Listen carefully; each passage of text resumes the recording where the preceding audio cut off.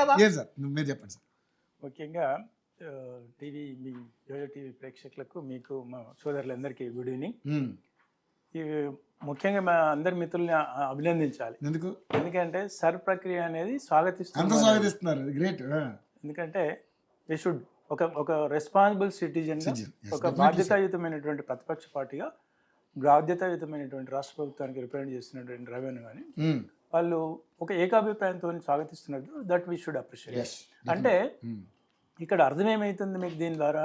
పార్టీలు ఏవైనా, గొంతుకలు ఏవైనా, పరిస్థితులు ఏవైనా ఆ ప్రక్రియ మంచిది అనేది అంటున్నారు. దాన్ని దృష్టిలో పెట్టుకుని గతంలో కూడా కాంగ్రెస్ పార్టీ ఆధ్వర్యంలో ఉన్నటువంటి అంటే అధికారంలో ఉన్నప్పుడు, కేంద్ర ప్రభుత్వం అధికారంలో ఉన్నప్పుడు అప్పుడు కూడా చేసిండ్రు. బీజేపీ గవర్నమెంట్ ఉన్నప్పుడు చేసిండ్రు అటల్ బిహారీ వాజ్పేయి గారు. నెక్స్ట్ వీళ్ళు అంటే దఫాలుగా నడుస్తుంది. ఇవాళ ఓవర్ నైట్లో వచ్చినటువంటిది కాదు, లేకపోతే ఇవాళ మోడీ గారి ప్రభుత్వం లేకపోతే బీజేపీ ప్రభుత్వం తీసుకొచ్చింది కొత్తది కాదు. అయితే రామరెడ్డి గారు అనడానికి ఏం ప్రయత్నం చేసిందంటే 100% అనేది ఎక్కడ జస్టిఫై చేయలేము అని అంటున్నాడు. అంటే మీరు చేసినా రేపు ఆయన ముఖ్యమంత్రి అయినా వీళ్ళు ఇక్కడ ఇద్దరు ముఖ్యమంత్రులైనా 100% అనేది ఎక్కడ కూడా సక్సెస్ చేయలేరు అని అంటున్నారు. అందులో కొంత క్యాజువాలిటీస్ ఉంటాయి. ఇప్పుడు మొన్న రేవంత్ రెడ్డి గారు అధికారంలోకి వచ్చినాక ఇక్కడ ఒక సెన్సస్ చేశారు. సెన్సస్ చేశారు. ఆ సెన్సస్ లో మరి కొంతమంది వాళ్ళు ఓటు నమోదు చేసుకోలేదు కదా, వాళ్ళ ఫ్యామిలీ డీటెయిల్స్ నమోదు చేసుకోలేదు కదా. ఓకే, ఉదాహరణకు కొన్ని లింకులు ఇప్పుడు సర్ ప్రక్రియ అంటే తెలంగాణ రాష్ట్ర ప్రభుత్వం టీఆర్ఎస్ అధికారంలోకి వచ్చిన తర్వాత కేసీఆర్ గారు ఒక బ్రహ్మాండమైనటువంటి అవేర్నెస్ చేసేసి ఎక్కడోళ్ళు అక్కడ మీరు ఎటువంటి ప్రయాణాలు చేయొద్దు, ఎక్కడోళ్ళు అక్కడే ఉండండి, ఇంట్లో ఉండండి అని బాగా అప్పీల్ చేసుకున్నాడు. సమగ్ర కుటుంబ సర్వే అది ఏంటి, దానివల్ల ఒకరే ఉండాలనేది అప్పట్లోనే కొంతమంది పోయినారు. కొన్ని రేషన్ కార్డ్స్ ఉదాహరణగా నాకే ఉంది, వైట్ రేషన్ కార్డు ఎప్పుడో 10-20 ఏళ్ళ కింద తీసుకున్నాను. ఆయన వచ్చిన తర్వాత ఆ ప్రక్రియలో నేను ఉన్న డీటెయిల్స్ చెప్పాను, నా వైట్ రేషన్ కార్డు పోయి. అంటే ఎస్ ఆబ్వియస్లీ.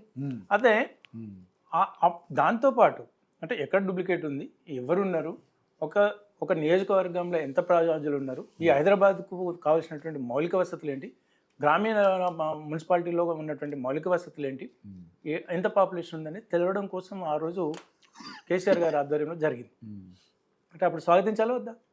తప్పకుండా. అది అందరూ కూడా వాలంటీర్గా చాలామంది మెజారిటీ ఆఫ్ ద పీపుల్ వాళ్ళు స్వచ్ఛందంగా, అదే తెలంగాణ రాష్ట్ర ప్రభుత్వం వచ్చిన తర్వాత ఆంధ్రప్రదేశ్ పబ్లిక్ అనుకున్నారు ఏమని, ఇక అయిపోతుంది మొత్తం, మా బిస్తర్ కట్టేస్తారు, మా బిల్డింగ్లు అమ్మేస్తారు, మా బిల్డింగ్లు కూలగొట్టేస్తారు, మా బిల్డింగ్లు కబ్జా చేసుకుంటారు.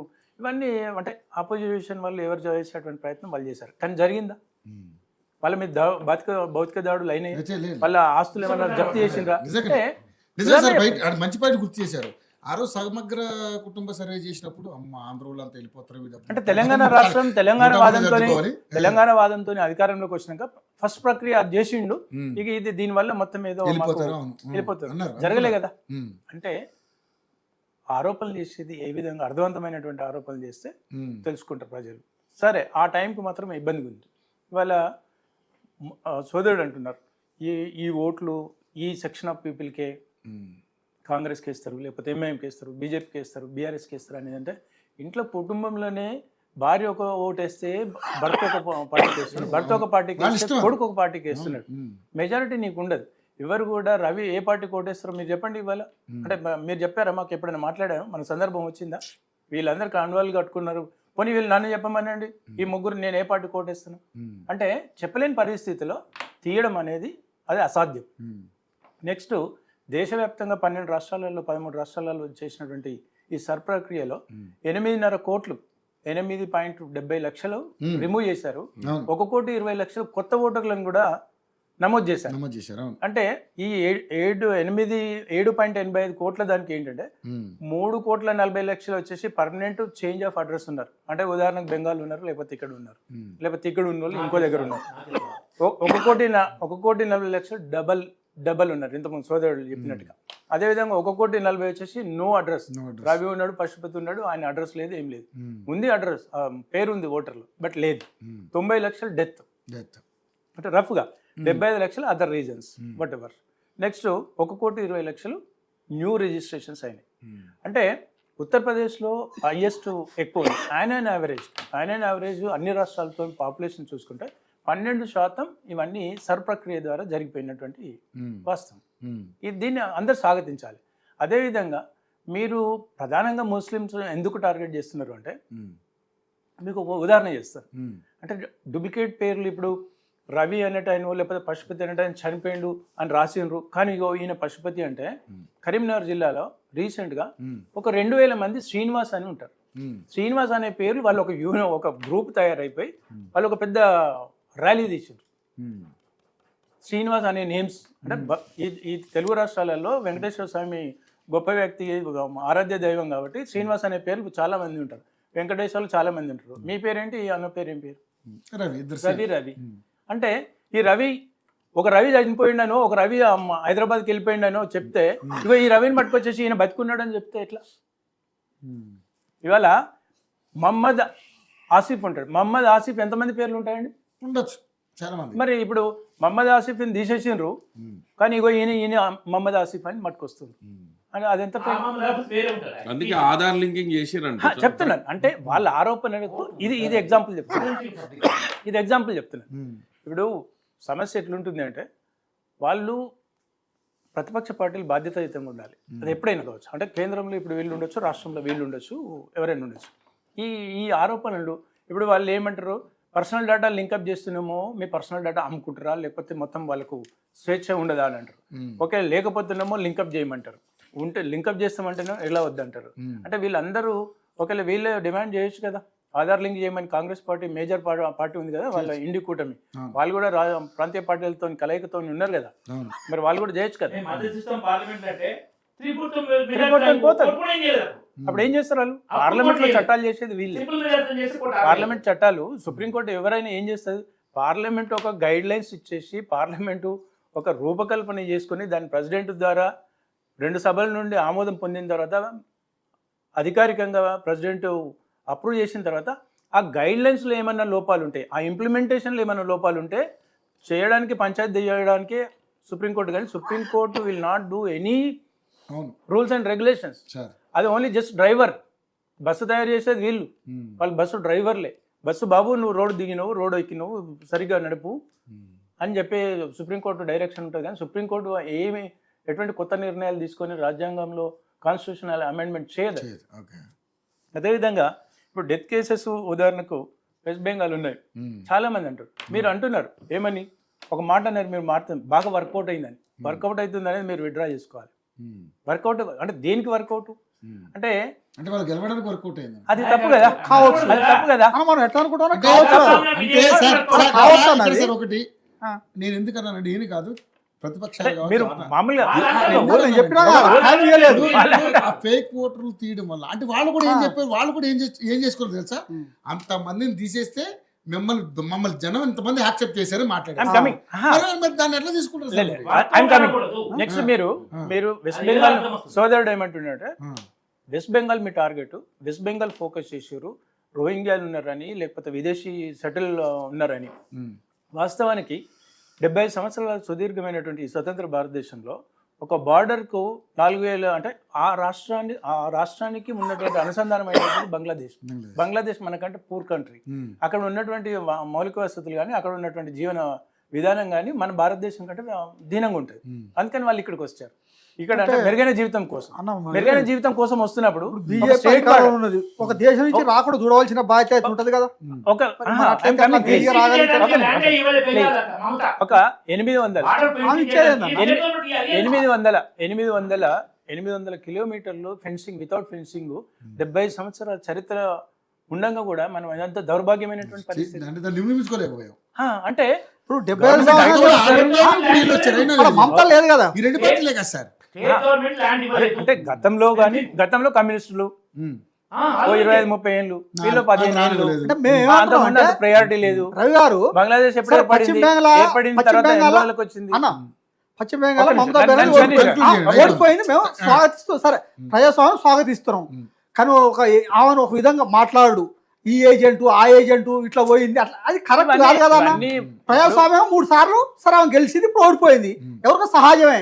కానీ ఒక ఏదో ఒక నష్టం జరిగి చేసినా వెళ్ళిపోయింది అని ఇష్టం వచ్చిన మాట్లాడదు కరెక్ట్ అంటే కాదు అసభ్యంగా బంగ్లాదేశ్లో ఆమె అక్కడ ఓడిపోయి నిరసన ర్యాలీ చేసిర్రు. సరే ఎవరో ఒకరు ఉంటారన్నా బంగ్లాదేశ్లో ఎవరో ఒకరు ఉంటారు ఓడిపోయి ఆ? నిరసన ఇప్పుడు ర్యాలీ వేరే దేశాలలో కూడా మోడీ అభిమానులు ఉంటారు కేసీఆర్ అభిమానులు ఉంటారు ఆయన మాత్రాన చేస్తాం. అట్లా కాదన్న ఉదాహరణకు అది. ఎక్స్పోజ్ చేస్తాం. ఒక 3 సార్లు గెలిచింది ఓడిపోయింది కానీ మీరు ఎట్లా చిత్రీకరిస్తారు మీరు ఎన్ని అది మాటలు ఎంతవరకు మాట్లాడారు? తెలంగాణ కిడ్నాప్ చేసిర్రు. ఎవరది తెలంగాణలో ఇక బీజేపీ చేసే కిడ్నాప్ ఎదురే లేదు మీరు ఏం చేసినా నడుస్తుంది మీది మొత్తం బంగారు వస్తువులు లేదు సార్ అక్కడే బీజేపీ ఎవరు వాసిపోవాలని పని చేసుకోవాలి మీరు మారణాయుధాలు. మీరు మాట్లాడదు బంగారు వస్తారు. సార్ నేను చెప్తా ఆయన క్లియర్ అయిపోతే ఇప్పుడు మీరు మాట్లాడచ్చు. మమతా బెనర్జీ గారు నిజంగా సంపాదించుకోవాలంటే మరి అందరికీ బంగారం మంచాలు ఉండాలి. ఎవడో ఒకడు ఉన్నాడు కాబట్టి వాడు లంగా వాడిని మొత్తానికి మనం రుద్దలేము. అంటే పార్టీ మొత్తం ఒకవేళ ఆమెకే లేదు బంగారం మంచం మరి ఆయనకు కొనుక్కోమని అంటదా వాడి పర్సనల్ మీద వాడు చేసినటువంటి దౌర్భాగ్య పరిస్థితి. దాన్ని మనం పార్టీకి మూటగట్టడం అది పద్ధతి కాదు.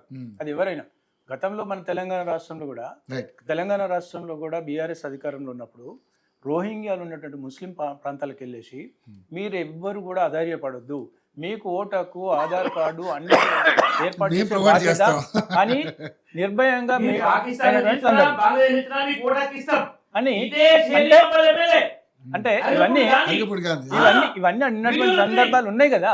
నెక్స్ట్ వీటన్నిటిని దృష్టిలో పెట్టుకొని అది ఎవరికి ఉన్న వీళ్ళకైనా ఇవాళ అధికారం వీళ్ళకు ఉండొచ్చు, రేపు అధికారం వేరే వాళ్ళకి పోవచ్చు.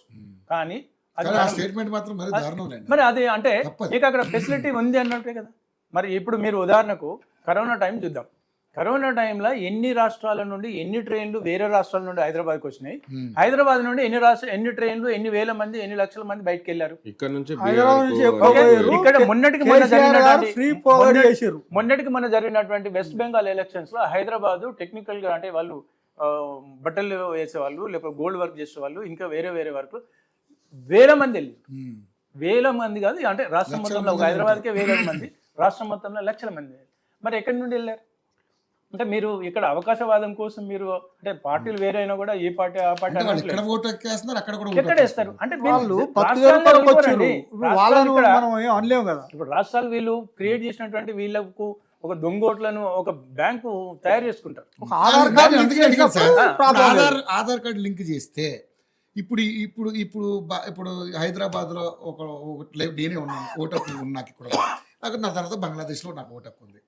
ఆ డీటెయిల్స్ కొడితే ఎక్కడెక్కడ ఓటు హక్కు ఉన్నది వచ్చేస్తుందా లేదా రాదా? ఇప్పుడు మీరు పాన్ కార్డు ఉందనుకోండి, ఆ, మీ పాన్ కార్డు కొట్టేస్తే మీరు ఏ బ్యాంక్ లో అకౌంట్ ఉందో మీకు తెలుస్తుంది. అకౌంట్ కాదు ఎక్కడెక్కడ నాకు ల్యాబ్స్ ఉన్నాయి కూడా తెలుస్తుంది దాంట్లో. ఆ, లేకపోతే మీ సిబిల్ స్కోర్ అని ఉంటుంది తెలుస్తుంది. ఎగ్జాంపుల్. మరి ఎందుకలా రాదు? అంటే ఒక్కటి గుర్తుపెట్టుకోండి, రాజకీయ పార్టీలు బీజేపీ కాంగ్రెస్ బీఆర్ఎస్ కమ్యూనిస్టులు ఇవన్నిటిని అందరినీ కలగూరగంప చేసేస్తే వీళ్ళు సమాజం కోసం సమాజ హితం కోసం సంపూర్ణమైనటువంటి పరిపక్వత సంపూర్ణమైనటువంటి ట్రాన్స్పరెన్సీని వీరు కోరుకోరు. కోరుకోరు. మేము ఎగ్జాక్ట్లీ కోరుకుంటున్నాం. నేను ఈ పాయింట్ కోసం ఇప్పటిదాకా వస్తున్నాను. కోరుకోరు. ఎగ్జాక్ట్లీ నేను ఈ పాయింట్ కోసం బీఆర్ఎస్ పార్టీ కోరుకుంటుంది ఏ పార్టీ కోరుకోదు. ఆధార్ నేను కార్డు- ఆయనతో పూర్తిగా ఏకీభవిస్తా. ఆధార్ ఎవరు కార్డు ఓటు బ్యాంక్ కోసం వాళ్ళు పార్టీ ఆడతారు, ఎవరు గెలుపు కోసం వాళ్ళు ఆధార్ కార్డు లింక్ చేయాలని మేము డిమాండ్ చేస్తున్నాం. ఆ టైంలో ఎందుకుసారి కాలయాపన ఆ కార్యక్రమం. టైంలో బలవంతుడు ఎవరు ఉన్నారో ఎంతమందిని ఓటు బ్యాంకు టర్నప్ చేసుకున్నారో ఎవరు సార్, ఎన్ని పైసలు ఇచ్చారు అనేది మీరు సూపర్ మాట్లాడారు. నిజంగా నిజంగా మీకు నేను సపోర్ట్ చేస్తాను. అందుకే కరెక్ట్ ఇది, అంటున్నా. ఇదే అంటే కరెక్ట్.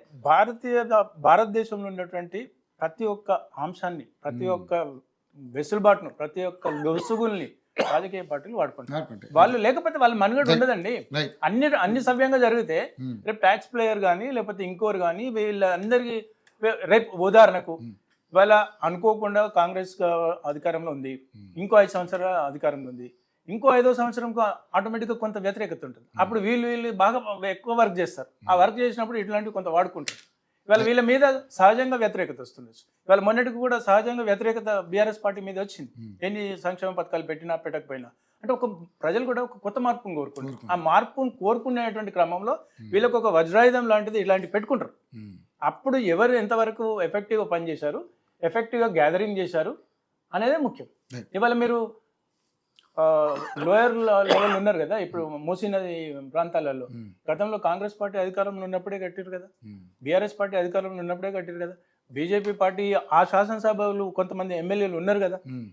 ఇవాళ చాదర్గాడు తీసుకున్నారు. ఒకప్పుడైతే మలక్పేట నియోజకవర్గం ఇంద్రసేనారెడ్డి గారు శాసనసభ్యుడే కదా, మరి అక్కడ ఎందుకు వద్దని లేదు అంటే నడవని మన వరకు వచ్చేంత వరకు వాళ్ళకి తెలియదు రాజకీయాలు. అప్పటి వరకు వెయిట్ చూస్తారు. ఇప్పుడు ఓకే ఆయన కూలగొట్టిండుగా మనం కూలగొట్టొద్దు అనాలి, మనం కూలగొట్టొద్దు అంటే మనం కూలగొట్టమనాలి. ఇదే కాన్సెప్ట్. అంతే తప్ప ఒక అర్థవంతమైనటువంటి ఆరోపణలు, అర్థవంతమైనటువంటి బాధ్యత కోరుకోరు సార్. నేను ఏమంటున్నా, మహిళలు గాని, విద్యార్థులు గాని, నిరుద్యోగులు గాని, వాళ్ళు ఎవ్వరు కూడా వాళ్ళ పనులు వాళ్ళు చేసుకుంటే వీళ్ళు జెండాలు మోసేటోడు, వీళ్ళ కోసం జేజేలు కొట్టేటోడు, వీళ్ళు మీటింగ్ 10 లక్షల మంది 20 లక్షల మంది వచ్చే మీటింగ్లు ఎక్కడ ఉంటాయి, వీళ్ళ బల నిరూపణ ఎక్కడ జరుగుతుంది? ఇవన్నీ జరగవు కదా. అంటే ఎప్పుడు సమస్య జటిలంగానే ఉండాలి, సమస్యకి ఎప్పుడు ఆద్యం పోయాలి అంటే వాడు పేదరికంతో ఉండాలి, అశాశ్వతమైనటువంటి అంటే గ్యారంటీ దేశాన్ని పరిపాలిస్తున్న పార్టీ అట్లా కోరుకుంటారు, అట్లా ఉండాలని కోరుకుంటుంది. ఎవరైనా అంటున్నా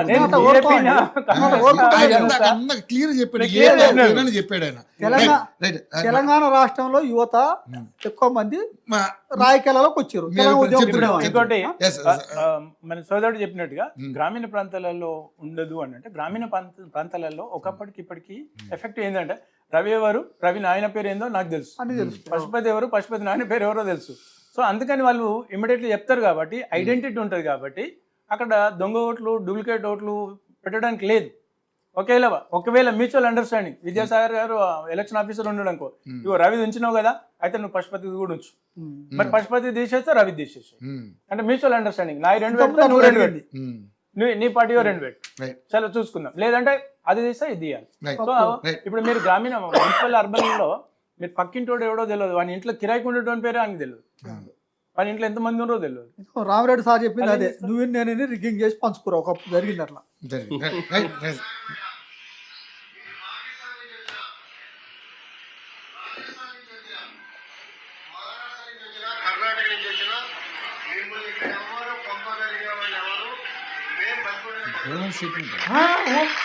అరకప్పుడు గాంధీ మీరు పాకిస్తాన్ తెచ్చిన టీఆర్ఎస్ ఉన్నప్పుడు కాంగ్రెస్ ఎమ్మెల్యేగా ఇప్పుడే ఆయన గెలిచిందే అవే దొంగోట్లతో సార్. ఇందాక అంటే పశుపతి గారి మాట దాంతో నేను ఏకీభవిస్తా. నిజంగానే మన నలుగురు అంతా కూర్చుని 1.5 కూర్చొని మాట్లాడుకున్నాం సర ప్రక్రియ గురించి. నిజంగానే ఆయన ఒక మాట తేల్చాడు, అంటే ట్రాన్స్పరెన్సీ అనేది. మీరు ఎంత చేసినా ఏం చేసినా ఎవరి రాజకీయ లబ్ధి కోసం వాళ్ళు చేస్తారు, వాళ్ళ అధికారం ఉండడం కోసం వాళ్ళు ప్రాకులాడుతూ ఉంటారు. ఇది జరిగేది అదే. నిజంగా నిజాయితీగా అంటే కమలం పువ్వు, మీ కాషాయం, మీ హేతువాదం మీరు చెప్పుకుంటారు సార్, ఏమీ కాదట్లేదు. కానీ మీరు చేసే ప్రక్రియ మంచిది కావచ్చు, దాంట్లో మీరెంత ట్రాన్స్పరెన్సీగా ఉన్నారనేది కావాలి ఇక్కడ ఇంపార్టెంట్. మీరు ఎందాక అన్నారు మేము గెలవాలనుకుంటే మరి తమిళనాడులో ఎందుకు గెలవలేకపోతే, తమిళనాడులో గెలవడానికి మీకు ఆస్కారం లేదు సార్. అక్కడ ఎందుకు ఉందంటే అక్కడ రోహింగ్యాలు వస్తున్నారు, ఓట్ చోరీ, అక్కడి నుంచి చొరబాటుదారులు ఎక్కువ బోర్డర్లో ఉన్నారు కాబట్టి వస్తున్నారంటే అది మీకు బాగా ఉపయోగపడ్డది. ఎందుకంటే నేను అన్నది ఏంటంటే మీకు వర్కౌట్ అయిందంటే కేవలం ఎందుకనంటే అది నిజంగా మీకు అనుకూలించింది కాబట్టి వర్కౌట్ అయ్యేదన్న, అది తప్పుగా ట్రాన్స్పరెన్సీ ఎంతవరకు ఉంది అది చెప్పండి, ఫైనల్ చెప్పండి, 2 నిమిషాలు చెప్పండి. ఇది సర్ అనేది టోటల్ ఎలక్షన్ కమిషన్ వర్క్. ఇప్పుడు 93% మెజారిటీ ఓట్స్ పర్సెంటేజ్ పోల్ అయిందని అన్నారు. 2 ఒకటి యాంటీ గవర్నెన్స్, నెక్స్ట్ ఆమె కంప్లీట్లీ యాంటీ హిందూ చేసింది, నెక్స్ట్ డూప్లికేట్ బుర్కాలలో చేసే ప్రమాదం ఆడ అవకాశం లేదు. ఇంకా దౌర్భాగ్యమైనటువంటి పరిస్థితి ఏంటి వెస్ట్ బెంగాల్ అంటే, ఒక పెద్ద గేటెడ్ కమ్యూనిటీ ఉందనుకోండి, ఆ గేటెడ్ కమ్యూనిటీ హిందూస్ ఉన్నారు, లేకపోతే ఇంకో గేటెడ్ కమ్యూనిటీ మిక్స్ అండ్ మ్యాచ్లు ఉన్నారు. అంటే అంతకుముందు ఆ గేటెడ్ కమ్యూనిటీ దగ్గర ఈ గూండాలని పెట్టేసి అసలు బయటికి పొద్దున 7 గంటల నుండి ఓటింగే లేదు. ఓటింగ్ లేనప్పుడు ఏం చేస్తారు? చేయలేదు. అందుకని ఇప్పుడు స్వచ్ఛందంగా వాళ్ళు ఓట్లు లేదు. ఇప్పుడు ఈసారి ఎలక్షన్ కమిషన్ ఏం చేసిందంటే, ఆ గేటెడ్ కమ్యూనిటీ ప్రాంతంలోనే ఒక పోలింగ్ బూత్ పెట్టింది, పోలీసు పెట్టింది, ఏమైంది అక్కడ కొంచెం ప్రొటెక్షన్ ఎక్కువైనప్పుడు ఇన్వాల్వ్మెంట్ ఎక్కువైంది, ఓటు పర్సంటేజ్ ఎక్కువ పెరిగింది. నెక్స్ట్ ఇక్కడ కూడా అంటే వేరే రాష్ట్రాల్లో కూడా కొంచెం వీళ్ళు కూడా పబ్లిసిటీ చేసుకున్నారు. లేదు ఇది అవకాశం అనేది ఒక మీరు అన్నట్టుగా బంగ్లాదేశ్ నుండి రోహింగ్యాలు వచ్చారు, లేకపోతే ఇది ఒక దేశానికి పెను ప్రమాదం, ఇవన్నీ చేశారు. దానికి తోడు ఆమె చేసినటువంటి స్వయం